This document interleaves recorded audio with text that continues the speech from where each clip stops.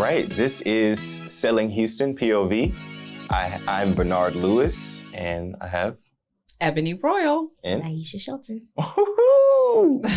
This is our first episode. Yes. Woo woo. No, he was excited about me. Like I said Aisha Shelton and I got like a woohoo. It's a celebration. Just today. Okay, wait. Let me just preface with Bernard is gonna shade me all the time, y'all. So just prepare yourself. Brace yourselves for the shade. Well, here's the thing. He's not gonna just shade her. He's gonna shade multiple people, but not me though. Look, it's a bias thing. There's a shade exempt form. It must be signed. I need the shade exempt form. I don't know why I haven't gotten that form. Absolutely not. It would be no fun. Okay, listen, and I'll also say you're the only person. The only person. I heard you say that. I mean that. What about Kevin? No, not even. No, I don't like that. Okay. I don't like that either. You're fun, but even when other people try to like get in on it, I'll be like, no, nah, that's only Bernard. Yeah, she's already corrected me a few times. I appreciate it. It's the exclusivity for me. Yeah, you have a special place in shade. I appreciate that. I appreciate it. Yeah. So this is our first show. You know, I want to let the world, first of all, know who we are. We are all agents of Braden Real Estate Group. And I'm really happy to collectively work with you two. Aisha, what is your day-to-day? What do you do? I know you are a owner of a few companies. Yes, so co-owner of Park Street Homes. Okay. And also the leader of the Aisha Shelton team, which is a real estate sales team. Okay. We have the expressed pleasure of selling Park Street Homes, but we also work with buyers and sellers as well. Okay. And Park Street Homes, you guys build houses and you guys are also developers. We are builders and developers. That's correct. All right. Big time. All right. And Ebony? I'm just regular. No, there are not any regular people here. No. So, of course, I'm also with the Braden Real Estate Group. I am the new agent advisor for the brokerage. So I have the pleasure of onboarding all of our new agents. In addition, I've been in real estate for 16 years. Ooh. Yes. I also am the co-owner of a online boutique called Just Be on the Runway. Love Just Be. Yes. So you'll be seeing the Just Be fashions. That's awesome. Yeah. And they say they save the best for last. That's okay. And it's very true. Okay. Go for it. So, as you know, I'm Bernard Lewis. I am the leader of the Nicole Handy team of Braden Real Estate Group. So we do a lot of sales. I have my own personal sales. I help both buyers and sellers, but I also support my team as well on all the endeavors that they have going on. Yeah. I'm the one that they call on. Woohoo! Cool. And I'm happy to be with you guys too. And we are happy to be We are very, very happy to be here. So the title of our podcast is, I always get it messed up, so y'all gotta fix it. Selling Houston POV. POV Selling Houston. Which one is it? Huh? What? What? POV. Selling Houston POV. Okay, but yeah. Selling Houston POV. Yeah. So you all get the pleasure of hearing our point of view as real estate agents and professionals in the real estate space. Yes. Yeah. Yes. Okay. And we will be discussing hot topics. Yep. In the real estate industry. Some of our, I think, challenges. And also a lot of our successes and wins. I think that's important to share too. Yeah. Oh, it's really important to share. Yeah. But I can't wait to share all the ins and outs of these real estate transactions that people don't get to see or hear about. Let's dive into it. I mean, because a lot of people right now, real estate is probably one of those jobs that is the most glorified job, right? Because they only see what they see on Instagram. Unfortunately, we don't get to see the struggles. We know, but we don't get to see the struggles of a lawyer going to college and don't have a lot of money.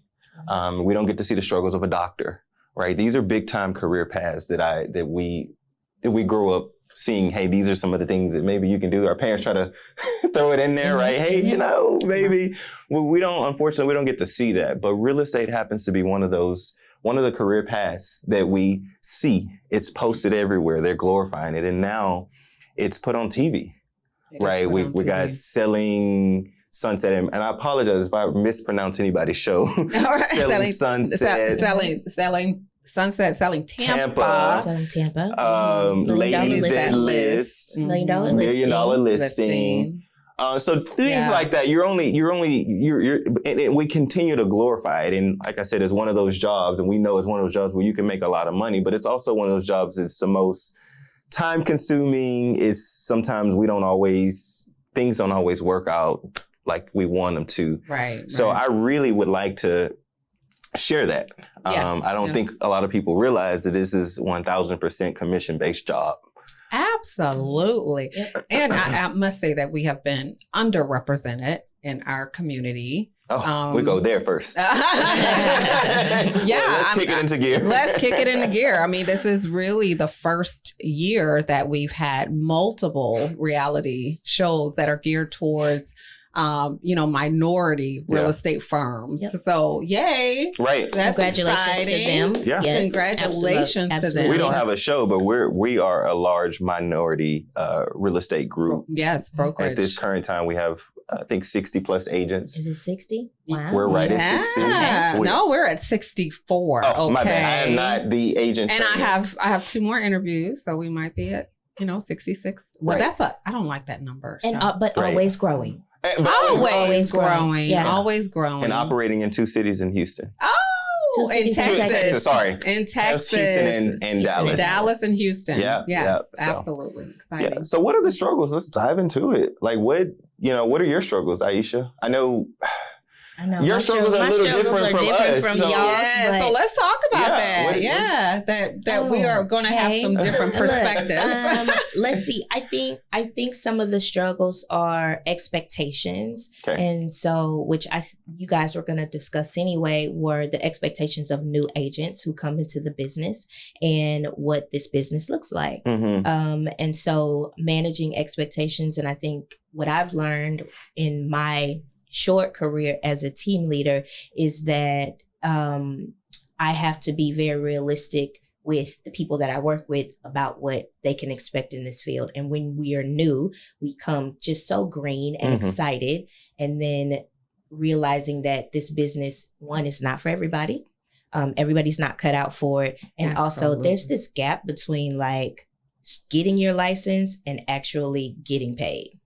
There's also a sort of skill to getting paid consistently as a real estate agent, right? And so most people have a job and then they come into agency and there's this kind of shortfall between being used to getting paid and not getting paid, Mm-hmm. Yeah, or, they I would say don't take it as serious as us. We're all full-time agents and they, work part-time as a realtor.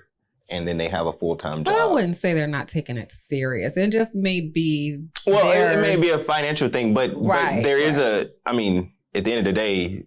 There's a difference between... It's a difference in level of service. It level of service. It is I would agree with. I just don't want to put it out there. That I don't think, and I worked, I worked while I had my...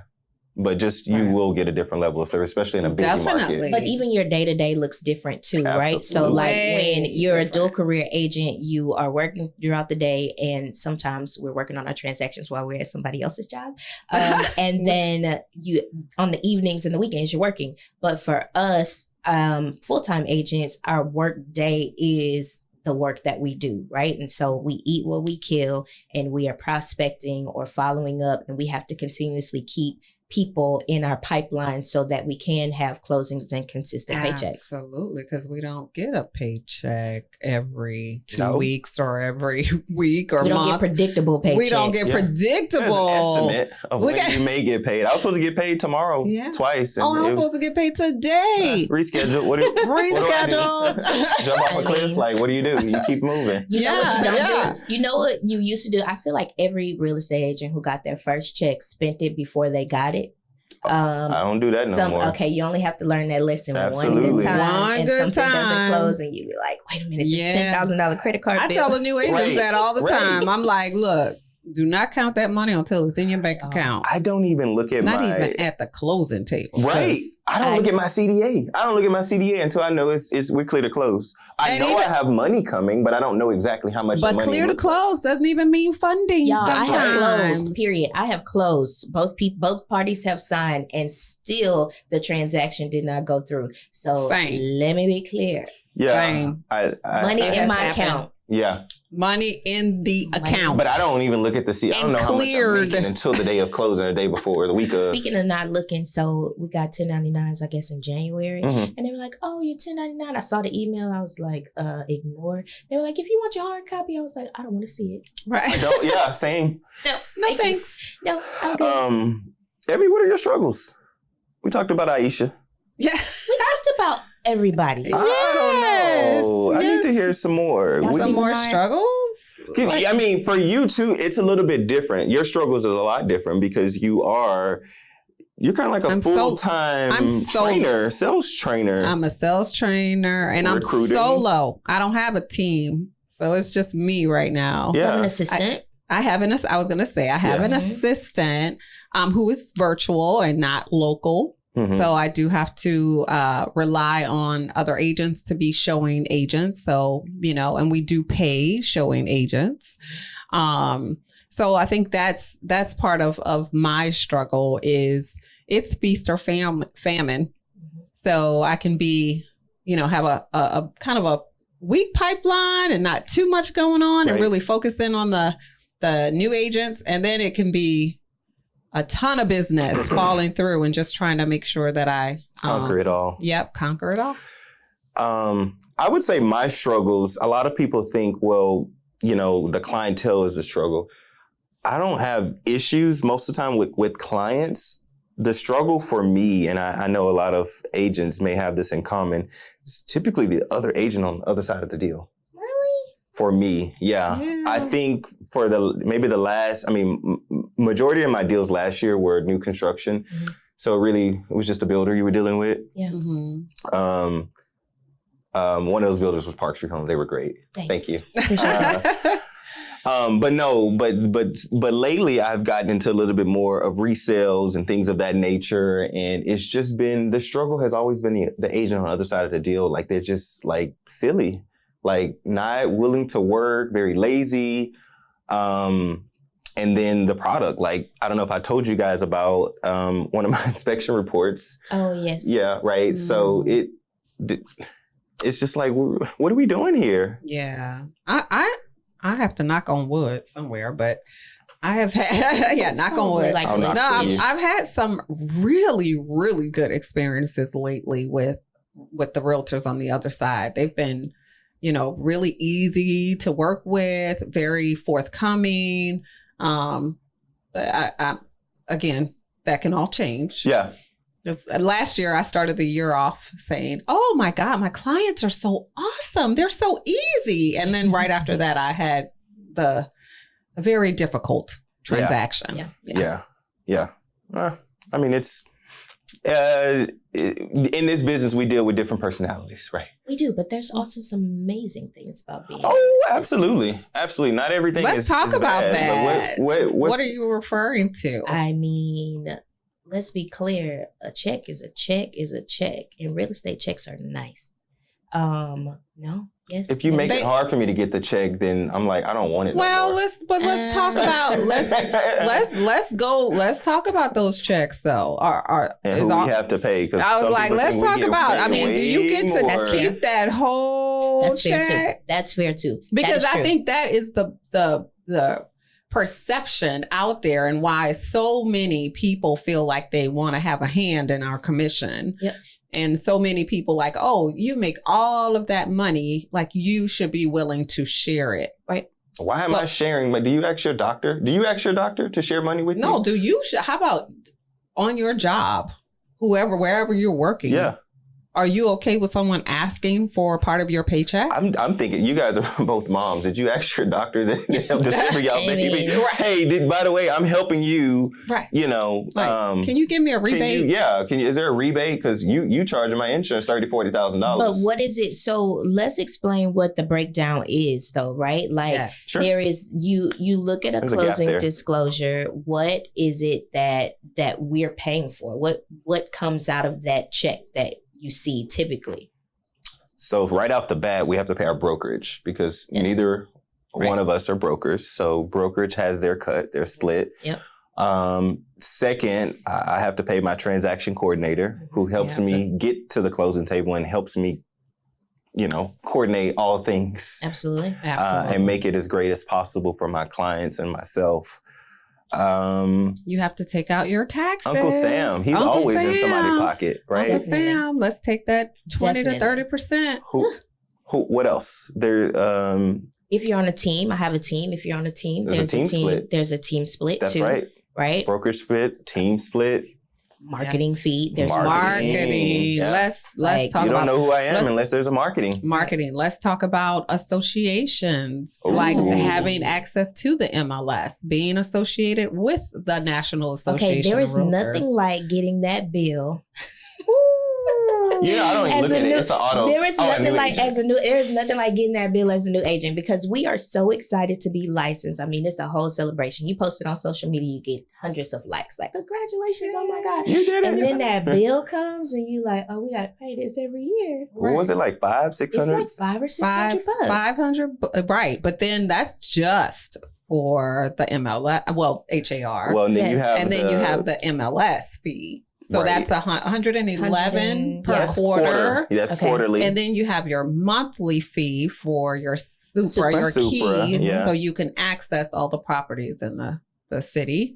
I can keep going. It's a business. At the end of the day, it's a business and it has expenses. And so what the number that you see is not really the number that we take home, right? After we expense all the expenses. And don't forget, we are responsible. If you're not married with someone who is working for a corporation, you're also responsible for your health insurance. Yeah. Yes. Okay. What about the gas? Let's talk about the gas right now. Unless you have a Tesla like my best friend. All right. Zero emissions. Second best friend. I'm first best friend. Okay. Zero emissions out there in them streets. Right. I mean, zooming on. And I filled up my tank today. Thanks, y'all. How much that cost? How much did that cost? Bad. It was like $80. You were not on E then. Were you on E? I wasn't in the red, but it certainly. Do you think $80 is acceptable? Well, mine was $110. Lord, what? 100. How much is your tank? How big is your tank? Big tank. It's a big tank. I think my tank is, I don't know. It was $110.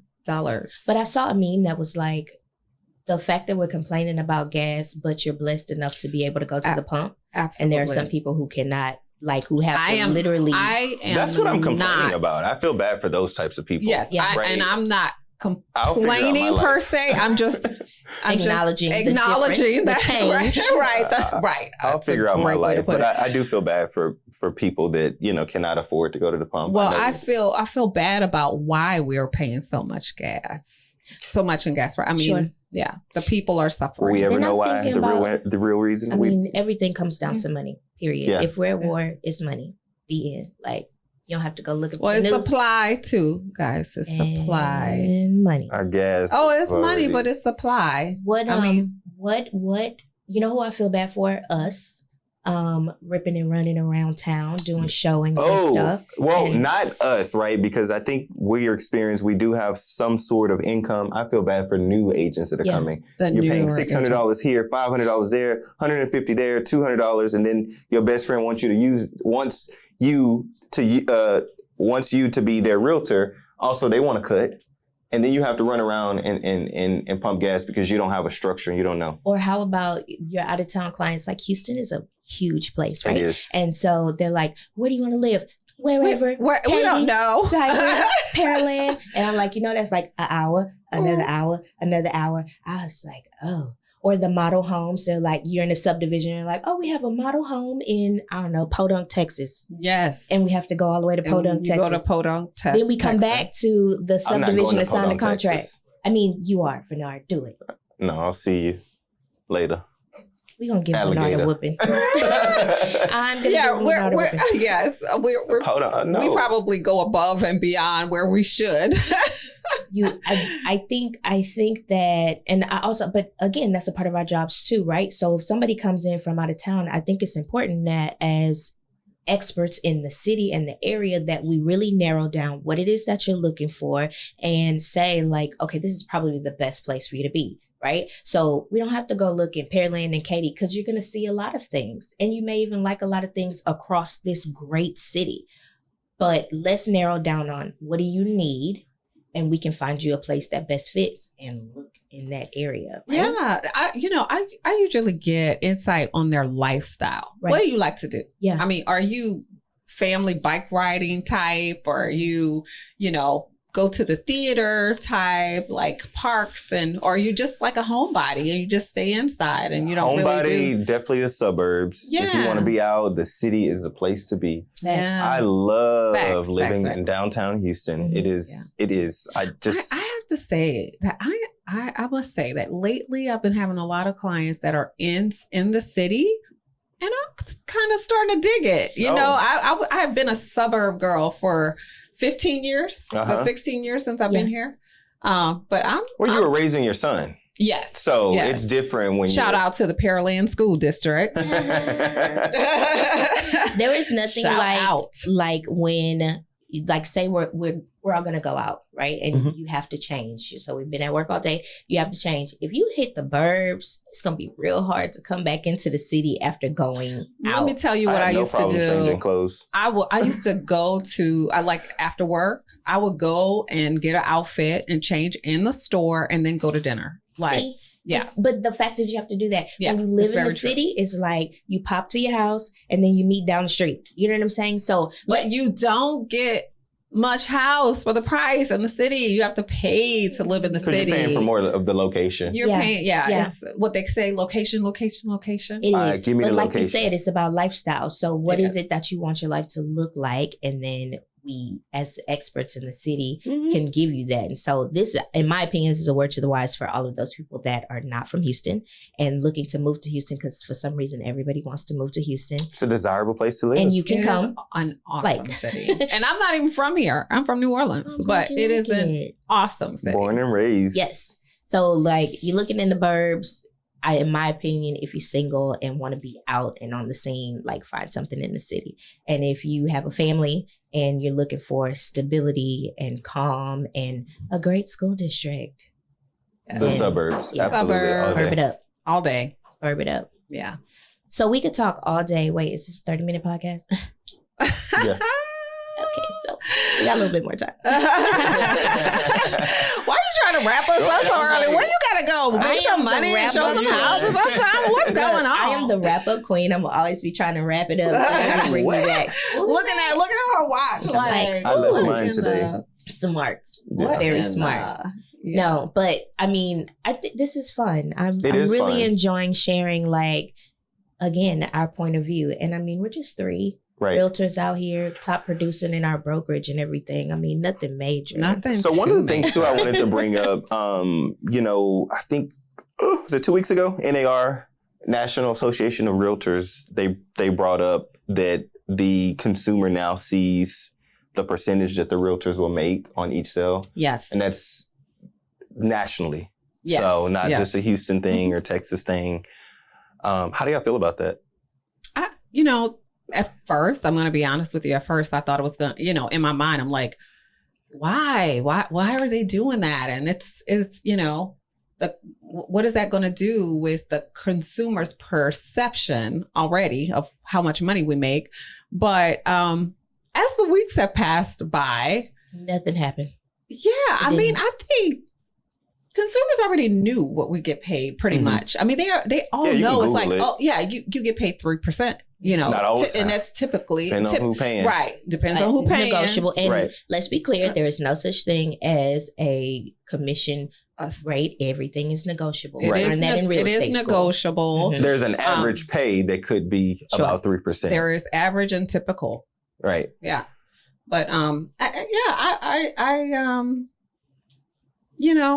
don't see any changes in the perception from the public, and I haven't seen any additional demands from my buyers. Yeah. I think that as long as we put in the work and we provide that, type of service, high level service, I think we're good. Yeah. I think that change is inevitable and we need to get comfortable with it. And instead of looking at the changes that are happening for our industry in a negative light, we try to figure out, like, how do I make this work? Or am I going to make this work? Am I going to stay in this industry because of this change? But honestly, I think we just need to pivot. And anytime there is a drastic or dramatic change in our lives, but particularly in this business, we need to figure out, we need to just be steps ahead of it. So being in the know, and then having a plan of how you're going to do that differently. Right. I agree. I could care less. I mean, at this point in my career, I believe I know my worth. Mm-hmm. Right. So. Yeah. It is what it is. You can see what you like. But it hasn't been as big of a deal as we thought it would be. People did make it a big deal. Like, oh my God, like, calm down. We did think it was going to make more of a wave. We just didn't know. We didn't know. We don't know. We don't know. It was something new. They were like, wait a second, what? Yeah. But disclosures, that's what we do as realtors. Disclose. That is our responsibility, our fiduciary responsibility, and our legal responsibility is to disclose. So they're just disclosing it earlier for us. So absolutely. No worries. I'm okay with it. I wanted to pick your brain. I forgot to ask y'all. It was a big deal. Asking earlier, but I was like, my brain was moving, and now I'm like, how do y'all feel? Yeah. Well, there's quite a bit of lawsuits going out there against NAR, but they're handling it pretty well. I mean, and of course, how now we have the iBuyers that are tiptoeing, and no, they're not tiptoeing at this point. They're like, they're making money. They stomping all in our industry. Yeah. iBuyers are definitely something that I think we need to talk about for our next podcast. I believe so, yeah. And how it impacts the market, the sellers, the buyers. Days on market. Yeah, us as realtors. Realtors, yep. It is a big deal. I just spoke with my virtual assistant who is licensed in Atlanta. Mm-hmm. And she said, does Open Door have a big presence out there in Houston? And I said, yeah, absolutely. She said, oh my gosh. It was like, They have every house over there on the block. She's like, they are really disrupting the market out here. Yeah. I say, they're starting and when people disrupt, it does hinder newer brokerages or minority brokerages to grow. Yeah. So I definitely want to segue our next episode on that, because there's no way we can grow if everybody's going to an iBuyer. And one thing I did notice about the iBuyers is that they don't pay the traditional. They do pay a little bit lower because they have so much inventory. It's kind of like, you need me. Right. I don't need you. Right. But then what does that do? That's a big flex. I don't like you to flex. But it is a big flex, but it's one of those things like, what you going to do about it? Like, what can little old me do about this really big machine? Yeah, and we'll do it. We'll do it by just talking about it, because I think sometimes too, Ebony, you started it, but sometimes too, as African Americans, we don't speak up. And when we do speak up, it's more of in an upset manner, and we become outraged. Hello. And they use that word ghetto. I'm not ghetto. I'm just upset, and I'm trying to explain myself of how I feel. Right. But that's okay. We have a spotlight that we can talk about this in a very respectful manner. Absolutely. Absolutely. I'm excited. Okay. Cannot wait. We ain't ghetto. We're not ghetto. We just passionate. Hold on. We ain't ghetto. We ain't ghetto. Okay. We ain't what ghetto. Okay. He said what he said, and I said what I said. It's kind of like an oxymoron. We ain't ghetto. The door is closed. We are not ghetto. We ain't. I'm not. You aren't. I like y'all so much. Same. But that was purposely said. This will be fun. So we are super excited to come back week after week, whenever that is. I'm sorry, I don't know when the schedule will be. Yeah, we'll but let's figure it just out say as we week go. after week. We are so excited to come back week after week and share our point of view here on Selling Houston. Selling POV. POV. POV.